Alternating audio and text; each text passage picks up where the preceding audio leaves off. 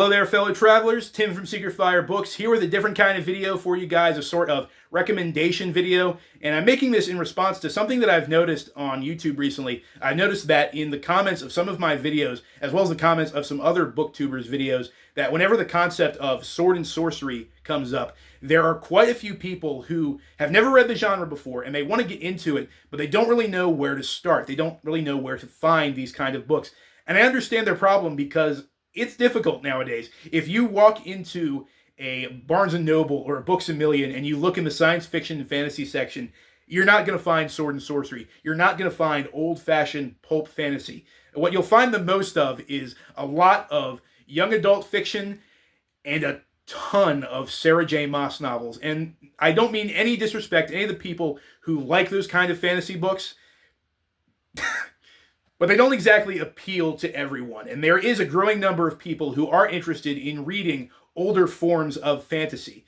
So I decided to make this video to share some of my favorite sword and sorcery series and tell you guys where you can find them and how you can get the best deals on them. And the good news is that if you're watching this video right now, you're already halfway there, because the best way to find sword and sorcery nowadays is on the internet. But before I go any further, I should take a couple seconds to make sure we all are on the same page. What do I mean when I say sword and sorcery? Well, for those who don't know, sword and sorcery, also known as heroic fantasy, is a older style of fantasy that dates back to the early 20th century, where pulp fiction writers like Robert E. Howard were writing stories that combined elements of fantasy and action-adventure with elements of horror and real-world mythology. It's this very dark, action-packed, very fast-paced kind of storytelling. And even though I've made fun of him and derided him in the past, I will say that writer and editor L. Sprague de Camp said it best when he described sword and sorcery as a style of writing in which all men are strong, all women beautiful, all life adventurous, and all problems simple. Characters in a sword and sorcery story aren't usually trying to save the world. They're usually trying to accomplish some very personal goal, like defeating a personal enemy, getting revenge, or something petty like stealing treasure. At the same time, these characters aren't really relatable human beings. They're more archetypes. They're heroes in a very classical kind of sense. They're heroes in the same way Perseus and Hercules from Greek mythology are heroes. They're heroes in the same way that Kullervo from the Finnish Kalevala is a hero. You don't like these people because, they slaughter their families in a horrible, magical, blood-fueled rage. You appreciate them, you hold them in respect and in awe because they accomplish these great feats. They slew the dragon, they tamed Cerberus, the guardian of Hades, stuff like that. These are fast-paced stories about beautifully rugged people stealing treasure and disemboweling their enemies with various pointy objects. And it doesn't get more simple or brutal than that. Critics have said that because of this, sword and sorcery lacks depth and nuance. I would posit that the writers of sword and sorcery are just trimming the fat off of their stories and are getting to the good stuff a lot quicker because of its focus on plot and action and the abundance of very masculine main characters. The critics have also derided sword and sorcery as being this sort of overly toxically masculine genre. And to that I have to say, C.L. Moore and C.J. Cherryh. That is my response to that lukewarm, uneducated take. But enough about my rambling. Let's get to the actual recommendations. What do you need to read to get into sword and sorcery? So if you're going to read sword and sorcery, you probably want to start with one of the big three of the genre. And what I mean is the big three authors that are considered to be generally the best or at least the most influential of the subgenre. And those are Robert E. Howard, Michael Moorcock, and Fritz Liber. Now, I hate to be the kind of guy that says, oh, this is required reading, but if you're going to get into sword and sorcery, at some point, you do need to read Robert E. Howard. So I'd say he's a very good starting point. This is basically his genre. He practically invented it by himself back in the 1930s. There's other stuff that came before that you could say set the stage for Robert E. Howard's style of writing, but sword and sorcery is his baby. He is the grandfather of sword and sorcery. And I won't drag you around and say that, oh, you should read his Solomon Kane stories first, or his Bran Mac Morn, or Kull the Conqueror stories first. Those stories are all great, but you're going to want to read Conan. Conan is the big one. It's Howard's magnum opus. It's the sword and sorcery series.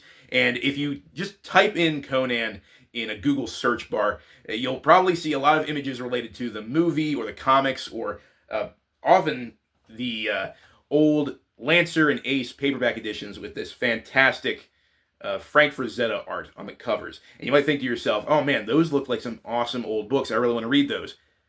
No, you don't. You don't want to read these because, first of all, these books have gotten rarer and rarer over the years. They've held their value immensely. They are very expensive and hard to come by. But also, they're not pure Conan. They're not pure Robert E. Howard. As you can see, the name L. Sprague de Camp is up there. That's because L. Sprague de Camp heavily edited this entire series of old paperbacks. He altered the text quite a bit, and he inserted stories that were originally written by himself and some other authors. There are some books in this paperback series that aren't Robert E. Howard at all. It's entirely pastiche fiction written by L. Sprague de Camp and his friends. So these are just basically collector's items for hardcore Conan fans like me to have something nice to look at on our shelf. So you don't want to start with these. What you do want to start with are the Del Rey Robert E. Howard collections. Now, back in the early 2010s, I believe, Del Rey Books collected all of the original Conan stories as they were written by Robert E. Howard and published them in these 3 big old trade paperbacks. And so these right here contain all of Robert E. Howard's original Conan stories as they were written, and they're presented in the order they were written. The first one is Conan, The Coming of Conan the Cimmerian.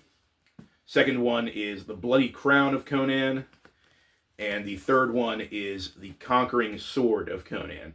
So that's all 3 books, and they have every single Conan story that Robert E. Howard ever wrote presented as he wrote them. And these are pretty cool because they also have a lot of extras. They have some fantastic black and white illustrations on the inside by various different artists. They also contain letters and essays that were written by Howard. They contain excerpts from unfinished stories of his, first drafts from various other stories. And some of them even contain some of Howard's original hand-drawn maps. They're really, really cool. And they'll each run you about $18 a piece, which, considering what you get, is a really, really good deal. They're widely available on Amazon still, so jump on Amazon, pick these up. I would say get all 3 books at once, but if you're just kind of getting started and dipping your toe into the whole Robert E. Howard pool, then just get The Coming of Conan the Cimmerian. Just get the first volume. In my opinion, this has the best of Robert E. Howard's Conan stories. All the stories are great, but the early ones are some of his best, in my personal opinion. And for those of you who like listening to audiobooks, the audio version of this that's available on Audible is awesome. I've listened to most, if not all, of the audio versions of these collections, and they're just fantastic. So no matter what format you're going for, go for the Del Rey Conan collections. They're the best deal and the best versions of these stories that are available nowadays. Moving on to Michael Moorcock. The author has this massive interconnected meta-series that takes place in his own fictional multiverse that contains multiple different series, several of which are sword and sorcery, but the series that people tend to start with most often is his most popular sword and sorcery series, the Elric Saga. And it's basically what you would get if you took Conan, but just cranked the angst and the depression level up. It's very dark, kind of gothic sword and sorcery. And it is a fantastic starting point if you're getting into Michael Moorcock, I will say. Again, you might be tempted to look for the older editions, the old Daw or Berkeley paperback editions with the awesome cover art. Maybe you've seen my video where I went over the Michael Whalen paintings that served as the cover art for those Daw editions and thought, oh man, those look really cool. And they are really cool. They are awesome editions. But again, they are becoming harder and harder to come by. They're becoming more and more expensive. You'll be really lucky if you find those for any decent prices out in the wild or even on eBay or anything like that. And I know by saying that, someone is going to comment below and say, oh, I found all those books in my used bookstore for only $5 a piece. Good for you. I don't have a psychic link to the inventory of every bookstore in the United States. I'm just saying that this is my personal experience looking for these books.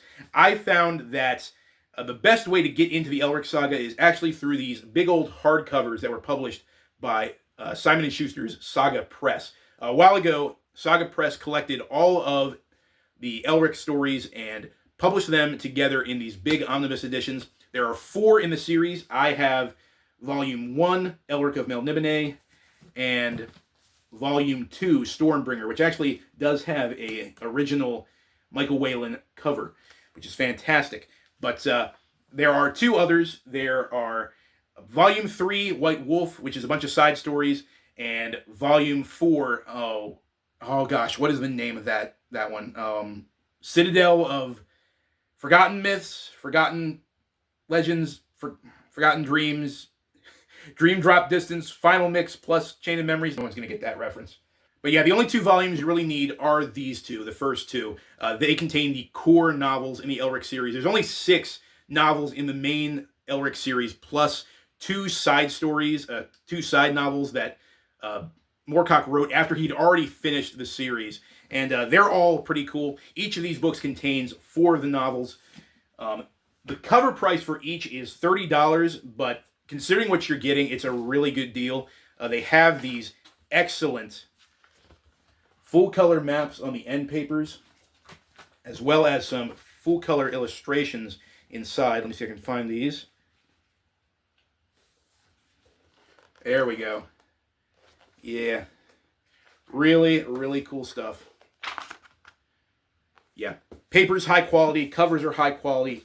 Definitely worth the price. In fact, I think you can get these for cheaper if you buy them on Amazon. I think they're going for like 20, 22 bucks on Amazon. So yeah, no matter what, you're getting a really good deal with these Saga Press editions of the Elric saga. Oop. The Michael Whelan dust jacket's trying to get away from me. Down! Down, Stormbringer! And the last, but certainly not least, of the big 3 is Fritz Liber, an author who's more well known for his science fiction and horror stories, but who also contributed to Sword and Sorcery in a big way with his Fafhrd and the Grey Mouser series. There are 8 books in this series. They are very fun, very adventurous about these 2 characters, these 2 partners in crime who are basically Conan the Barbarian if you separated him into 2 separate characters. And they're best friends, they're partners in crime. They go on various swashbuckling adventures in this fantasy world. And I am lucky enough to have these old Ace paperback editions that I got for really cheap off of eBay.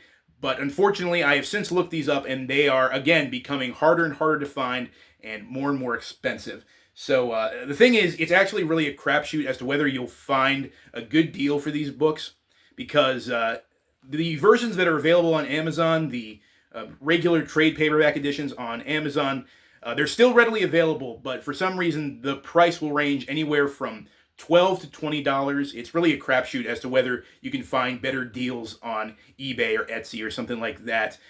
There are ebook editions that are all $10 a piece for some reason. It's kind of expensive for an ebook edition, but they are readily available on Amazon. I just will say that if you're looking for these, check Amazon first and then look around on eBay and Etsy for a while. See if you can find some better prices.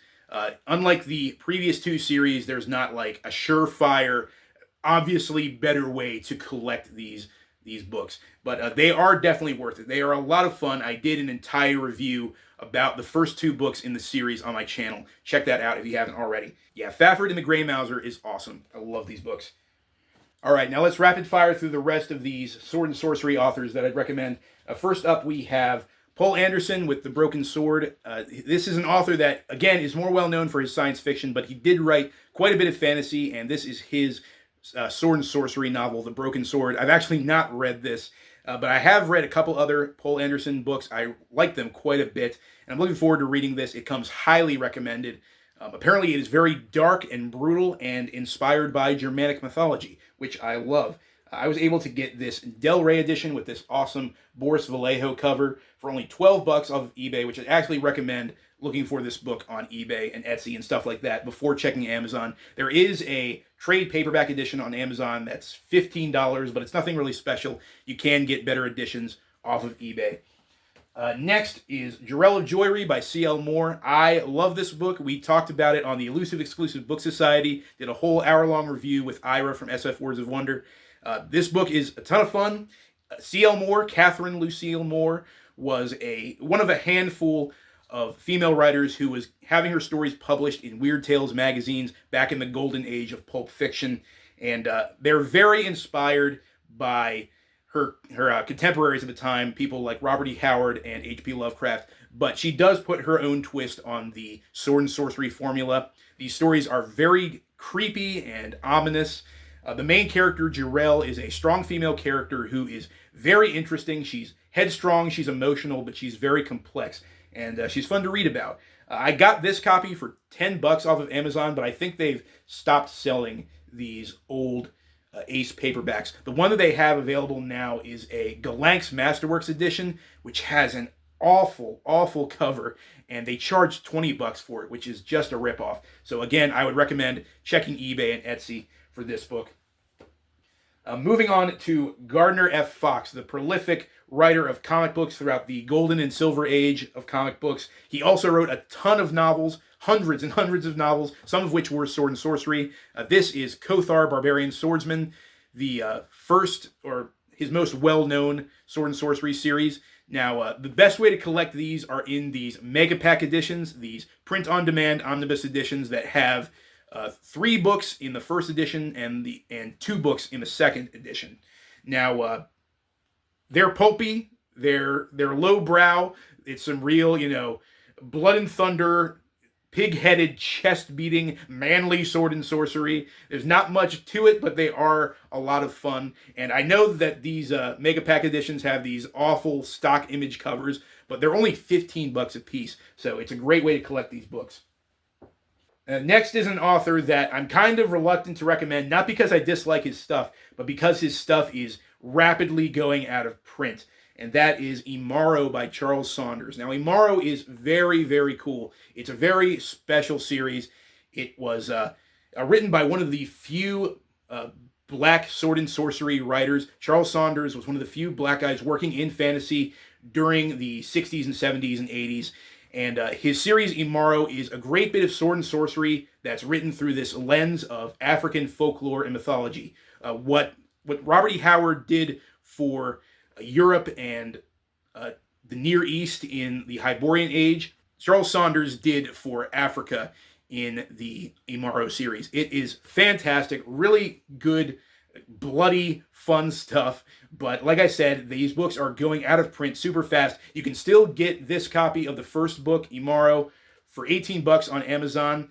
The rest of the books, good luck. I have not yet found a single edition of any of the other books that has been even achievable. The prices that people are asking for these books is astronomical. It's really sad. Okay, now let's talk about modern sword and sorcery, because people are still writing sword and sorcery stories. They're more popular in the sort of underground indie scene, especially with the Iron Age movement. And I'd be remiss if I started this section of the video without talking about my good friend Eric Wagg and his series, Skarda the Wandering Sword. There's currently 2 books in this series. This is the first one, The Citadel of Seven Swords, and the second one is The Weird of the Skull Totem.